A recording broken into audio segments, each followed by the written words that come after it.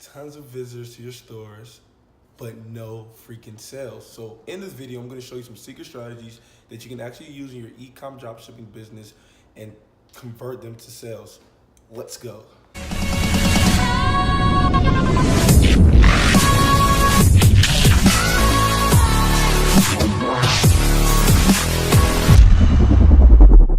So today I'm going to be showing you guys some secret strategies and just giving you guys some advices on how you can actually, you're probably getting visitors to your stores, but they're not actually converting, or you're not actually getting enough traffic. Now, before I actually dive into that, I wanted to actually show you guys one of the student stores that we are actually working on together.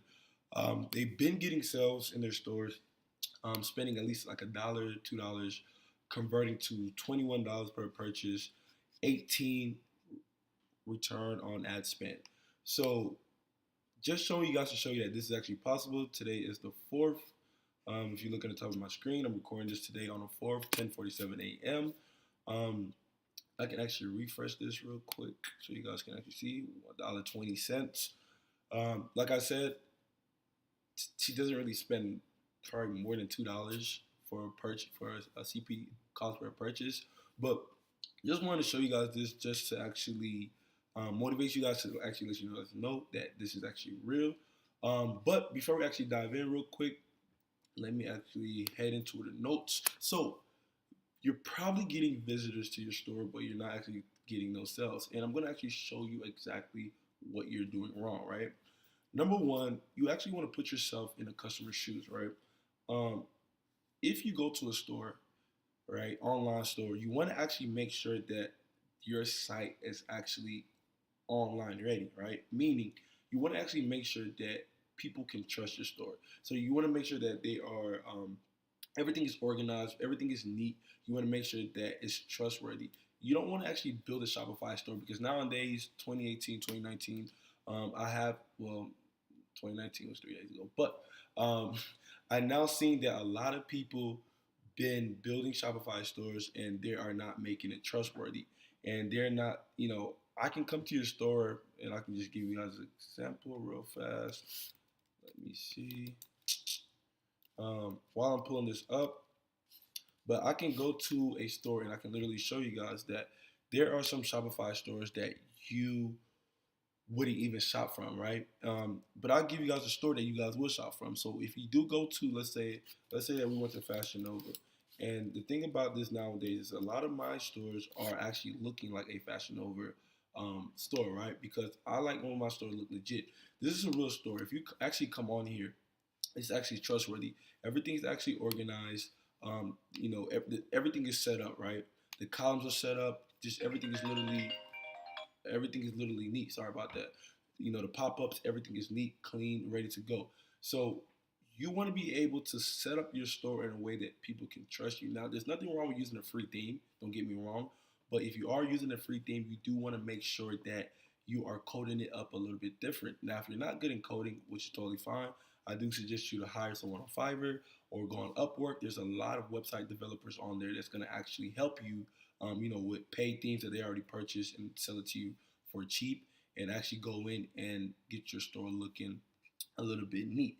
So the next thing I want to talk about is, think about the sites you go through per day and you don't buy. Like, there's tons of times that I went to probably Walmart.com, even though I'm not a consumer like that, but there's times that I go on websites and I send, well, let me not use Walmart, but there's times that I go on like designer websites and stuff like that, because there's times that I want to buy, some sweatpants and some cool clothing, right? And sometimes I don't buy, right? And I just get the URL link, send it to one of my friends. Can't use a window shopper. Mad at me, I think I know why. And then boom, they'll get it for me, right? So just imagine all the people that come to your store, add to cart, and don't even check out, or come to your store and literally leave. It could be multiple reasons. It might be, either your checkout is not good.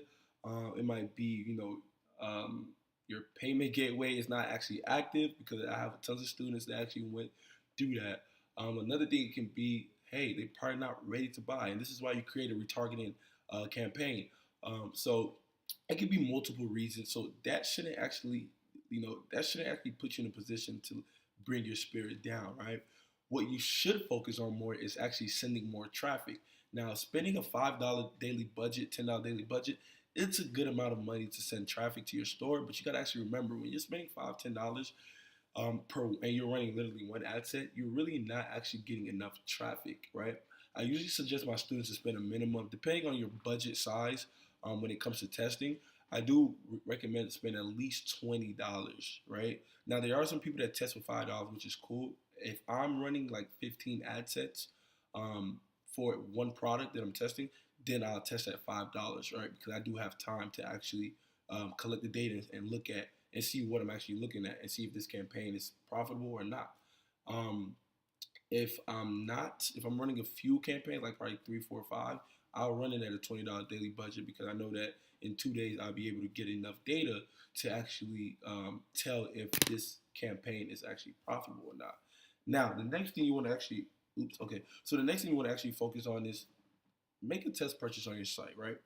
Once you build your store, you want to go through your site and see exactly how your checkout is, right? What is popping up, what's going on, et cetera, et cetera, et cetera. That's the number one mistake that a lot of e-commerce, people that are getting into e-commerce, they do not test their store. Like every store that our team builds for our clients, we always do a test purchase, right? Every store that I build for myself, well, I don't build stores anymore, but every store that I own, I always do a test purchase just to make sure that everything is set up correctly, everything is functioning, my payment gateway is functioning, all payments are going to PayPal, all payments are going to my Chase account, stuff like that. So you want to always make a test purchase. Now, the fourth thing that you want to focus on is social proof. Now, if someone is coming to your website and they don't see like a McAfee badge or a trust badge or a testimony or reviews for the product, most likely they're not going to buy, right? And the reason why is 50-50 chance they will, depending on the customer. Like I said, everyone is different. It's a 50-50 chance. Like right now, if you go on Amazon, right, or eBay, right, you're going to see reviews on the product page, right? And you're going to see testimonials. You're going to see all type of feedback regarding that product. Whether you believe it or not, people actually read those. I personally don't, because if I want something, I'm going to buy it. But I'm different. Like you said, I'm not a consumer. So if I want something, I'm going to buy it. We're different. But whether you believe it or not, you actually want to focus on that. Now, the fifth thing I want to tell you guys is I notice a lot of stuff, and I'm going to actually say some more things because I didn't want to type it, but I do know that a lot of people that do get into e-commerce literally test 2 ad sets or probably 1. I'm going to give you guys some jewels right now. If you're testing a product, put it in the back of your head that you cannot test one audience at a time. The reason why is it's going to kill your time, number one. You're going to have you're going to be hoping that that audience you're testing is actually a good audience. It might not be. Number 3, you have to split test. If you're running ads and you're not split testing different platforms, and what I mean by split testing, I mean like testing Facebook separately, testing IG newsfeed and stories separately, testing different audience. You got to test in this business. Without testing, you're not going to get the results that you're actually looking for. So I do suggest you to actually create at least a minimum of 6+ audiences and split test them, right? The 6th thing is that if you are running an ad, stop stacking your interests. Stop stacking behaviors. Stop stacking demographics. This all comes down to split testing, right? You have to learn how to actually use the audience insight tool or use the suggestion. There's multiple ways that you can actually test, right? And you want to be able to use one interest regarding that product with one behavior, right?